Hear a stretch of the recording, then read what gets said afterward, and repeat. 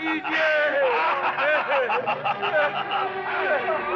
भगवान के लिए दया कीजिए। कौन भगवान जिसकी पूजा में तुम समय नष्ट करते हो? बुलाओ उसे।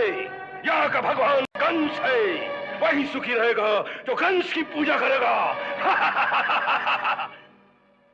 उन सब के अत्याचारों से पीड़ित होकर माता पृथ्वी, इंद्र, नारद, बृहस्पति और अन्य देवता सहायता के लिए ब्रह्मा जी के पास गए।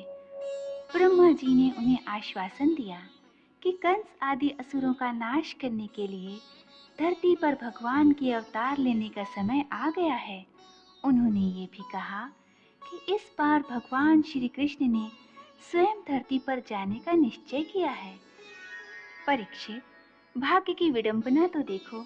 जिस कंस का विनाश करने के लिए भगवान ने स्वयं अवतार लेने का वचन दिया, वही कंस ये नहीं जानता था कि भगवान श्री कृष्ण उसी की बहन देवकी के गर्भ से जन्म लेंगे। चुनांची, समय आने पर कंस ने अपनी बहन देवकी का विवाह एक यदुवंशी राजकुमार वसुदेव के साथ बड़ी धूमधाम से किया।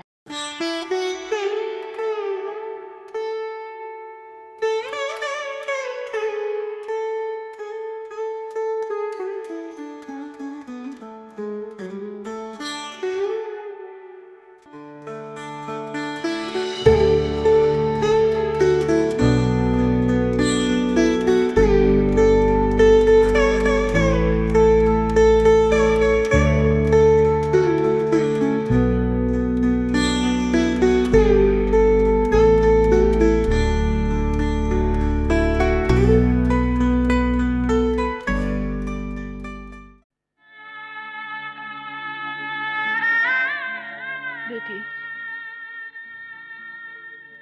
तेरे भाग्य की तुलना किसी और से नहीं हो सकती। इतना अच्छा ससुराल, ऐसा सत्यवादी पति।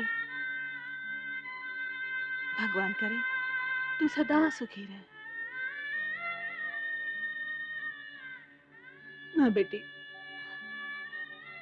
ऐसे शुभ अवसर पर रोते नहीं बेटी। माँ,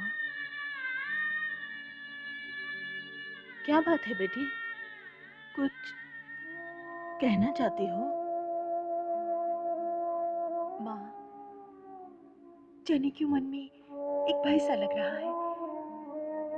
ऐसा लगता है जैसे कोई अशुभ होने जा रहा है। कोई घटना घटने वाली है। माँ, मुझे भय लग रहा है। मुझे भी ऐसा ही लग रहा है काकी। हाँ काकी, मुझे भी ऐसा ही लग रहा है। मेरे मन में भी जाने क्यों एक अज्ञात सा भय सिर उठा रहा है, जैसे कोई अनहोनी होने वाली हो। बड़ा भाई होकर इसे सांत्वना देने की जगह तो इसे और भी भयभीत कर रहा है। तेरे जैसे योद्धा को तो भय का नाम भी नहीं लेना चाहिए बेटा। आप ठीक कहती हैं काकी, परंतु मोह का बंधन ऐसा होता है जो बड़े बड़े सूरमाओं के मन को भी चंचल कर देता है। आप तो जानती हैं कि देवकी पर मेरा सर्वाधिक मोह है।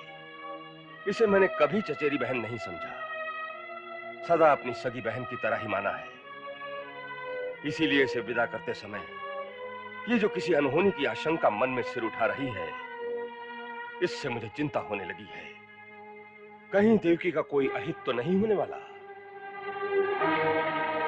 हाँ, वैसे तो इसके ससुराल को अच्छी तरह से देखभाल करके ही ये विवाह हुआ है।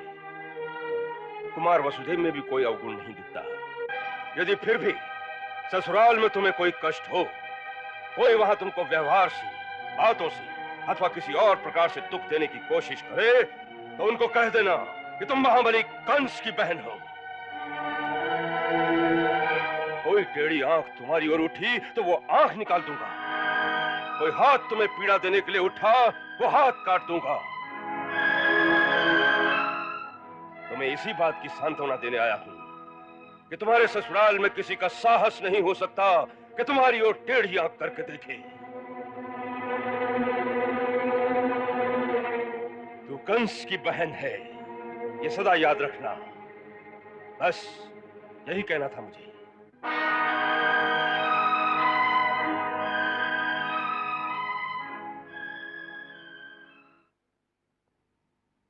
देख बेटी, जो भाई ने कहा वो कभी याद न रखना। इससे न तू सुखी रहेगी, न तेरा ससुराल सुखी होगा, और न ही तेरा कभी घर बसेगा। ससुराल में जाना तो मैके को भूल जाना, क्योंकि अब वही तेरा घर है। उस घर में तेरे जाने से सुख की वृद्धि हो, यही तेरे जीवन का उद्देश्य होना चाहिए। वहां यदि कोई तेरे विपरीत भी हो, तेरा अहित चाहता हो, तो उसे भाई के जोर से नहीं, अपनी सेवा और स्नेह के जोर से अपने अधीन कर लेना। सेवा और स्नेह यही नारी जीवन के मूल आदर्श हैं। जो नारी आदर्श की इस सीढ़ी पर खड़ी होती है, वही घर में सबसे ऊंची दिखती है, और उसी की वहां पूजा भी होती है। बेटी, मेरे ये विदा के वचन भूल न जाना। इन्हें माला बना के अपने गले में डाल लो बेटी।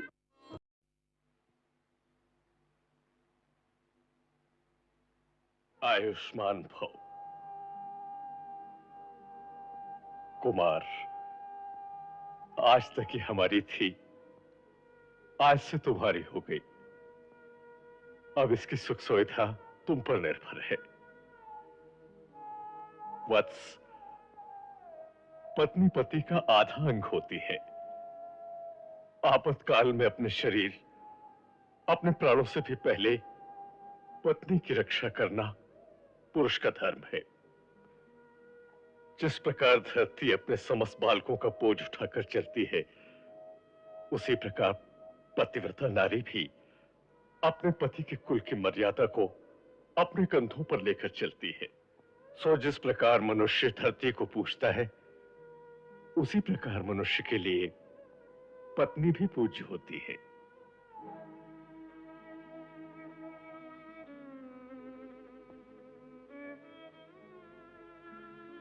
सदा सुखी रहो। कुमार वसुदेव, देवकी मेरी सबसे प्यारी बहन है। मुझे केवल इतना विश्वास दिलाओ कि तुम्हारे घर में उसे कोई दुख नहीं पहुंचेगा। बड़े भैया, दुख और सुख तो मनुष्य को अपने कर्मों से मिलता है, परंतु मैं आपको यह वचन दे सकता हूं कि मेरे कारण देवी देवकी को कभी कोई कष्ट नहीं होगा। कुमार, तुम सत्यवादी हो, इसीलिए तुम्हारे वचन पर मैं विश्वास करता हूं।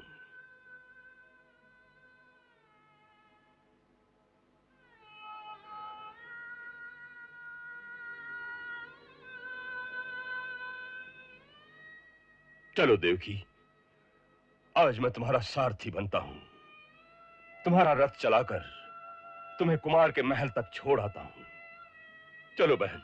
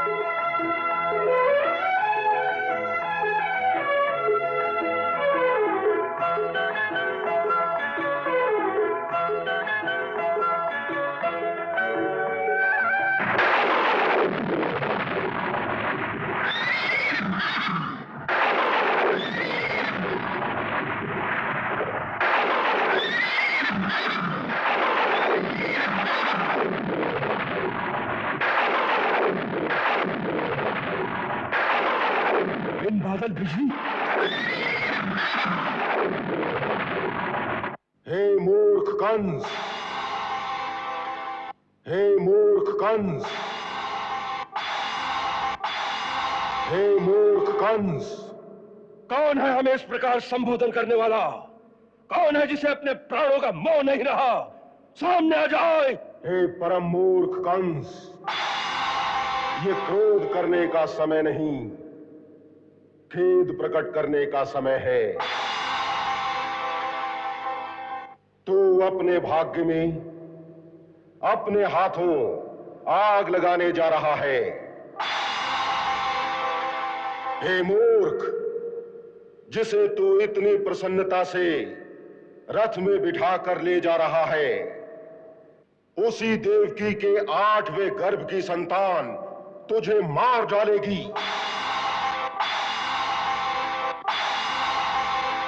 इसका 8वां गर्भ तेरा कान होगा, तेरा कान होगा, तुझे मार डालेगा।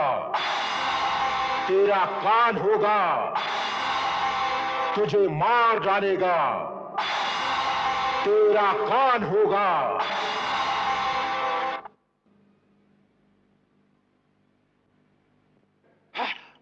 मेरा काल मुझे मार डालेगा? देवकी का 8वां गर्भ मुझे मार डालेगा? हाँ, देवता भी जिसकी पदचाप सुनकर थर्राने लगते हैं, उस कंस को देवकी की 8वीं संतान मार डालेगी।